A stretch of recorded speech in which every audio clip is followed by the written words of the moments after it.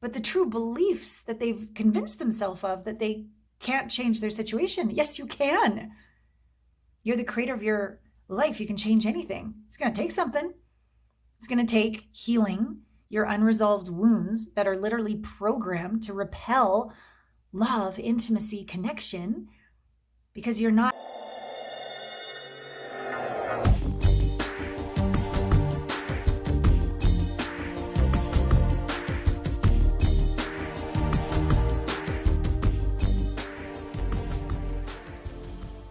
Why does it still hurt? They've moved on, but you're still hurt. Why? Allana Pratt here, Intimacy Expert for the last 20 years. Both a student of intimacy and a master coach. And what I've learned over time with why does it still hurt?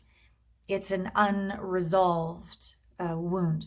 It's an unprocessed trigger. It is a heart that's aching for integration and learning the lesson. And it's because we haven't been taught, trained, you don't learn this in school, how to feel feelings. In fact, you're taught the opposite. Just zip it. You know, boys don't cry, or be seen, not heard, or if we get older and we haven't been taught the beauty and strength of vulnerability. We've been taught, don't be perfect. And we have these, very destructive, addictive behaviors. You don't have to be addicted to drugs or alcohol to still be addicted to Facebook, or addicted to working, or addicted to self-criticism. There's a lot of different ways that we squash our feelings, avoid our feelings, numb our feelings. And when we do that, it's not fun to be in our body. It's not fun to feel our feelings, so we need to leave. And when we leave with these different behaviors, we also leave to pine the person who has long gone, left you. Because it's somehow easier to abandon yourself. And why? There's no answer to the why. That's just going to be a loop. There's no answer. Because there's your answer, right? But if you just allow them to move on, then the only one to face is yourself, which means you have to feel. And then that's not comfortable. So then you leave again. So that's why people don't get over breakups. That's why people close their hearts and give up on love. I did a survey with my wonderful community a couple weeks ago. I was devastated to discover how many are settling in relationships, like literally even like celibate, jacking off to porn. But that's okay, because I've already been divorced 3 times and I don't want to get divorced a 4th time, or but this is as good as it gets, or that's who men are, or that's who women are. Like just the excuses, but the true beliefs that they've convinced themselves of that they can't change their situation. Yes, you can. You're the creator of your life. You can change anything. It's going to take something. It's going to take healing your unresolved wounds that are literally programmed to repel love, intimacy, connection, because you're not loving and intimately connected to yourself. Because you haven't probably, as I hadn't, been taught how to get in there, how to have intimacy with myself, how to have oneness with myself, how to feel peaceful in my heart after heartbreak, how to forgive. Big. Even forgiving them is quite often easier than forgiving ourselves. Like, how could I? All of that self-abuse, thinking somehow we're going to get a better behavior when we're assholes to ourselves. No, it doesn't work that way. Little you is in the back corner of your heart going, you can just screw off. You're mean. I already had this horrible thing happen to me and now you're blaming me for the whole thing, right? We need to learn to feel. We need to learn not to forgive like 10 more affirmations, like just sprinkles on top of the ice cream cone of shit. We need to embody forgiveness. And that's a feeling, not a thought. And it's an integration of pain into peace. And it requires quantum psychology processing of image, thought, emotion, body, sensation, all the ways that the brain takes in that traumatizing experience, integrating it through the body with feeling to a place where there is a peace that goes beyond words, along with awareness, wisdom, and the capacity that traumatic experience is supposed to give you in the first place. For example, if you've been betrayed, the gift of betrayal is to learn true forgiveness. If you've been a coward, not stepping up, showing up, speaking up, what have you, that's a gift to teach you to be unapologetically you, to speak up, to discover what your boundaries are, to discover what truly your values are, to discover what really matters to you.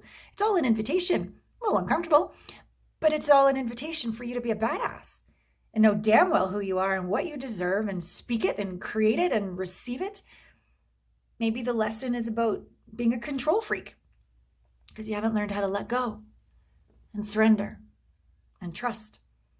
And that, of course, isn't possible if your heart is closed. That's just science. Incoherent hearts, i.e. hearts that are closed, and we can measure this stuff, people. Closed hearts, incoherent hearts means you cannot literally hear not only your intuition, not only your instincts, you can't hear. So you don't know what you know, which is terrifying. And all there is left is to spin in your head. And then you're just going to talk yourself into something or out of something, into something, out of something. You're going to go crazy. So that's the how of being able to trust yourself again, is resolve the inner wounds so you can open your heart again. But this other cool thing happens when you can live coherently with your heart open, which is not perfectly, it's not like 24/7, but like better and better and better, is that you can also hear the whisper of God. We can also tap into non-local intelligence in the field. Whichever way you like to say it, it's the same thing. You're not alone. We're connected. But in order to be connected, we must be literally the vibration and frequency of appreciation. Appreciation for the shit and for the glory, all of it. And not even just appreciation like a thought and an analysis. It has to be the feeling. It has to be the feeling. And you can't get to that feeling until you integrate the poo-poo, the fertilizer, into the growth.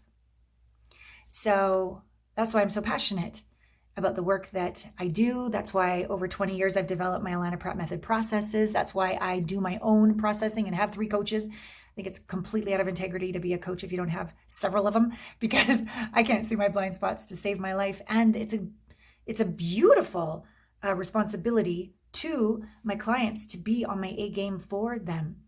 We're an incredibly brave community where we share what's really going on and what really matters, and we celebrate the wins. We don't mute our celebrations, nor do we mute our pain.